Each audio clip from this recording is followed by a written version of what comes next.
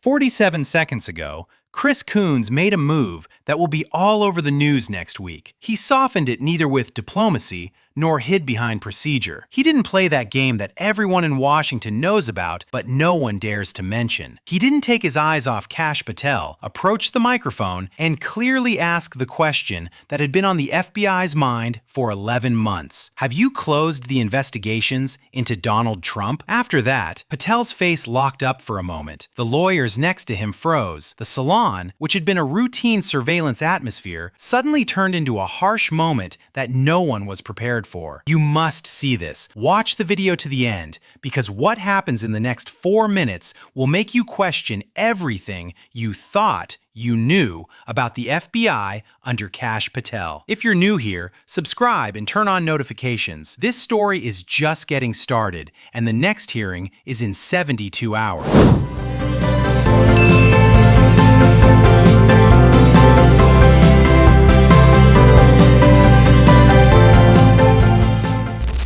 Senate Judiciary Committee, a standard quarterly oversight session, scheduled weeks in advance. Normally, this kind of hearing, let's be honest, is quite boring. Budget items, personnel status, counterterrorism briefings, a true C-SPAN classic. The kind where senators read pre-prepared texts. The FBI director neatly arranged sentences that sound like answers but actually say nothing, and everyone dispersed. This was to be expected, but that wasn't what happened. Kash Patel entered the salon at 9:47 a.m. Just as you would expect. A dark suit, a red tie, and that confident walk he's honed over years of congressional speeches. 3 lawyers with him, 2 senior FBI deputy directors sitting behind him. In front of him is a thick briefing folder, tabbed, organized, giving the impression that we are ready for anything. He had done this many times before. He knew how to deal with tough senators. He knew how to steer the conversation in another direction. Most importantly, he knew very well how to kill time without responding to almost anything. He thought today would pass in the same flow. Chris Coons was sitting 4 seats ahead of the president. You might not know this. Coons is generally a figure who plays the role of the reasonable center. He is known as a Democrat who can work with both sides. The man who asks questions thoughtfully before running off to the theater. He doesn't chase the show. He doesn't play for virality. It progresses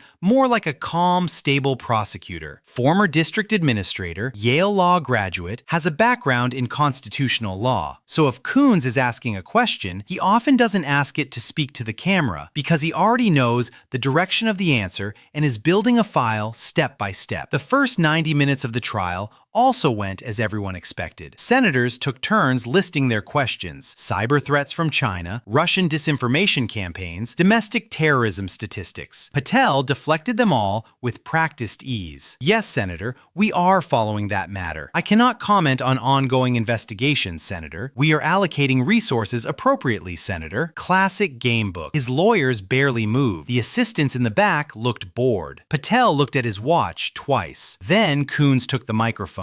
Director Patel, Coons said. His voice was very calm, almost friendly. I want to get to a very clear point. It's not politics. It's not the budget. It's a very specific issue that concerns me. Patel nodded his head in agreement. Of course, Senator. Coons continued. Is it true that on March 22nd of this year, you sent a directive to FBI field offices regarding the conduct of investigations involving or potentially involving former government officials? I'm very curious about this. At that moment, something fell in the living room. You know how the atmosphere changes a bit when people say, wait, this question isn't ordinary? It's exactly like that. Patel's face remained unchanged, but his hand, the one on the table, pressed down noticeably harder. My knuckles turned slightly white. Senator, he said, the FBI regularly sends operational guidance to field offices. This is part of the office's normal management process. Coons didn't rush at all. I'm not asking for routine guidance, he said, and pulled out a piece of paper. 1 page. It has the official FBI letterhead on it. I am inquiring about a specific directive dated March 22nd. Are you aware of this? Patel looked at his lawyers for a moment. It was very fast. Less than a second. But it wasn't a blink. It was a reflex to check. Senator, I need to see and examine the document you mentioned, he said. Let me make it easier, Coons said. holding the paper up so the cameras could see it. This is an FBI memo intended for internal communication. It instructs SACS, for those following, special agents in charge, that any investigative file involving former presidents or their closest senior staff must be submitted to FBI headquarters for classification review before proceeding. He put the paper on the table. Did you issue this directive? Silence. Not a comfortable pause, you know. A heavy, stifling silence. The kind where everyone holds their breath and says, "What will he say now?" Patel tried to change direction. Senator, classification reviews are routine procedures used to protect sensitive national security information and ensure compliance with federal guidelines. Coons' voice was still calm, but beneath it now was steel. I didn't ask about him. Did you issue this directive? Patel again resorted to a general framework. The FBI has established protocols for conducting investigations that may involve classified information or sensitive government operations. Coons narrowed the question this time. Director Patel, a simple yes or no. On March 22nd, did you issue a directive requiring that investigation files involving former presidents be submitted to headquarters before proceeding? It took 22 seconds. Yes, 22 seconds. In a congressional hearing, this is almost like infinity. There's nothing as bare as the moment the witness says, "I don't have a good answer." Finally, Patel spoke. Senator, I am not prepared to discuss specific operational details of the FBI's internal communications in an open session. Wrong answer. You could read Coons' face. Not anger, something colder, clear disappointment, and at the same time, the look of a prosecutor who has received the record sentence he was looking for. Coons opened the file in front of him, a thick folder, almost 5 centimeters, separated into sections with colored tabs. Director Patel, he said, since you say you're not ready to discuss this in an open session, let me tell you what happened after the directive was issued. He pulled out the first document. April 3rd, he said, 12 days after your directive, the FBI Miami field office was conducting an investigation into financial irregularities involving a subsidiary of the Trump Organization. This investigation was opened last November following a referral from the IRS. He had been active for 5 months. Then he lifted his head and looked at Patel. On April 3rd, he said, this investigation was suspended. The chief agent has been reassigned. The files were sent to the Center for Classification Review. He left the document on the table. And that review, he said, still isn't finished, even though 7 months have passed. Patel started to say something, but Coons didn't slow down. April 17th, FBI Phoenix. Without raising his voice at all, he continued, as if reading one by one. An investigation into potential violations of the Presidential Records Act regarding documents stored at Mar-a-Lago after the initial search. An active file. Interviews are being conducted with witnesses. Subpoenas are being prepared. He released another new document. April 17th. The investigation was stopped and the files were sent to headquarters. And he's still in classification review. The aides behind Patel no longer looked bored at all. They were leaning forward, talking quietly among themselves. Meanwhile, Patel's lawyers were frantically scrambling to get notes ready. Coons continued. May 2nd, FBI, New York. A file on potential campaign finance violations that could include the 2024 Trump campaign based on evidence gathered in the ongoing Manhattan DA case. One more paper. May 2nd. Suspended. Classification review at the center. He looked at the documents and stacked them in front of him. Then he looked up. I have 17 more, he said. Director Patel, Coons said, we're talking about 17 different files being worked on in 12 separate FBI field offices. They all involve Donald Trump or structures directly linked to him. They were all active before March 22nd. They were all stopped within 30 days of your directive. And they're all stuck right now at the center in what's called a classification review. The salon fell completely silent. Not a cough, not a creaking chair, just a heavy silence and about 50 pairs of eyes locked on Kash Patel. Coons leaned forward a little more. Then I'll ask the same question again, he said. And I want you to be very careful when you answer, because you're saying this under oath. Did you issue a directive that effectively closed active FBI investigations related to Donald Trump? This was the explosive moment. Patel tried to change direction. He steered the conversation toward procedure. "Senator," he said, "the classification review process exists to ensure that investigations do not inadvertently jeopardize national security or harm sensitive ongoing operations involving former senior officials." Ongoing sensitive operations. Coons' tone rose. He wasn't shouting, but the patience in his voice was beginning to wear thin. "Director Patel, Donald Trump hasn't been in office for 4 years. He is currently a presidential candidate. It is not conducting ongoing, sensitive operations. He's holding a rally, playing golf." Patel did not back down. "Senator, former presidents retain certain security clearances and maintain access to some sensitive information, which requires ongoing protection and protocols." "Then explain this," Coons said, and this time he pulled out a different document. It was thicker, clipped with multiple pages. "This is a comparative analysis prepared by my team," he said. "Over the past 20 years, we've looked at all FBI investigations involving former senior public officials, former presidents, vice presidents, cabinet members." He turned the pages. "Do you know what we found? The average duration of classification review for files containing former officials is 14 days. 14. The longest time recorded before your period was 41 days. Then he looked directly at Patel. "The 17 files you sent to the center, including Trump, and labeled classification review, the shortest wait is 7 months, Director Patel. The longest one has been in place for 11 months. He stopped for a moment. "This isn't a classification review," he said.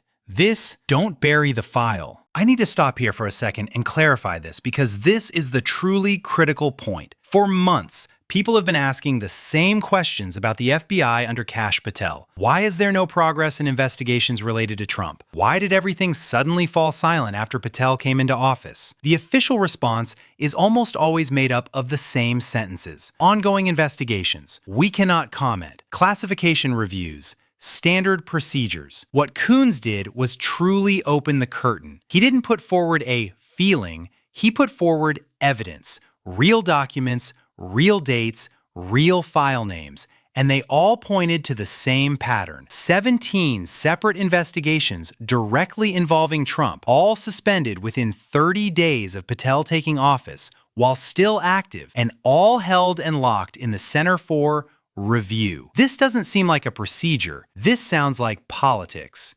And from the outside, the message of politics is very clear. Don't touch Trump. By that moment, Patel was already sweating. He was really sweating. You could see it under the courtroom lights. His tie was slightly loosened. Their lawyers had stopped taking notes and had switched to just observing. "Senator," he said, his voice now lower and more defensive, "the FBI does not make investigation decisions based on political assessments. Our mission is to go wherever the facts lead us, and to do so within established legal protocols." Coons immediately interjected. "Then why," he said, "were none of these files officially closed? If the reviews truly found a problem, if there was a legal obstacle, the file would be closed. But they're not closed. They're on hangers. They are being held in an uncertain location, and their only common point is Donald Trump." Coons gathered his documents. "Director Patel," he said, "I'm going to be very frank. You were appointed by Donald Trump. You served in his administration. You explicitly stated that you believe the FBI has been weaponized against Trump. And now, under your leadership, every active investigation into Trump has effectively been halted." He stopped for a moment. "This isn't a coincidence," he said. "This, at least from the outside, is a serious suspicion of corruption." The salon suddenly came alive. It's not exactly an explosion, but it's close. Deep breaths came from the gallery.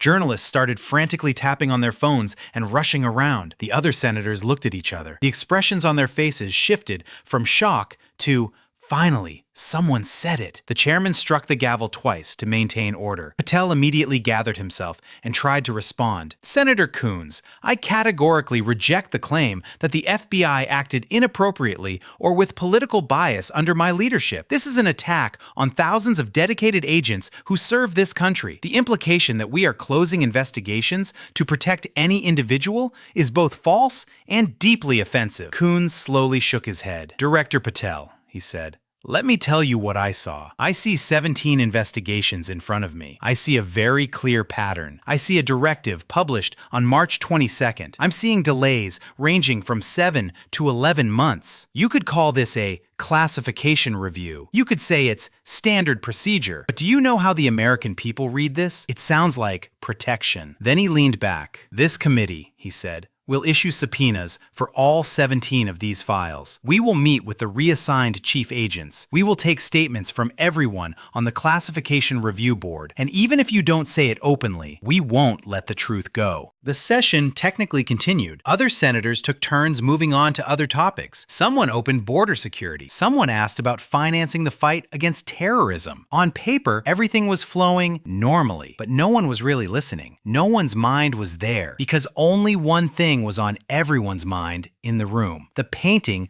Coons had openly presented to them on national television. 17 separate investigations involving Trump, and all of them appearing to have been effectively halted during Patel's tenure. Moreover, what makes this possible is the claim of a directive that seems as if it were written specifically for that purpose. Within minutes, the clips spread every place. The agenda heated up on X, and cable news channels cut off their broadcasts. Legal commentators even debated whether this would be considered an obstruction of justice. And somewhere, probably at FBI headquarters, someone was working like crazy to figure out how to answer questions that should never normally be asked in public in front of the cameras. I keep watching that scene over and over. Coons laying those documents one by one in front of Patel, explicitly pronouncing the number 17, and to ask that sentence, which everyone thinks but no one in power dares to ask out loud without any beating around the bush. Did you stop the investigations to protect Trump? Patel is sitting there as if he's been caught somewhere he wasn't prepared for. There's no clear answer, no solid explanation, and even a procedure statement to hide behind doesn't help at that moment. This image won't just disappear. Coons announced the subpoenas. It's being discussed that files will be requested. The testimony of reassigned agents is on the agenda. And if this process truly unfolds this way, Kash Patel will have to answer the question without dodging. Why were 17 active files related to the former president suddenly put on hold weeks after he took office? 47 seconds. That's how long it took Coons to do what no one else had done: to present the documents, put the pieces side by side, and ask the question directly: did you stop the FBI investigations to protect Trump? And the most striking part is this: the answer seems to be becoming a little clearer every day. Patel's silence, evasive sentences, and reluctance to clearly defend his own decisions. Sometimes the loudest answer is exactly these things.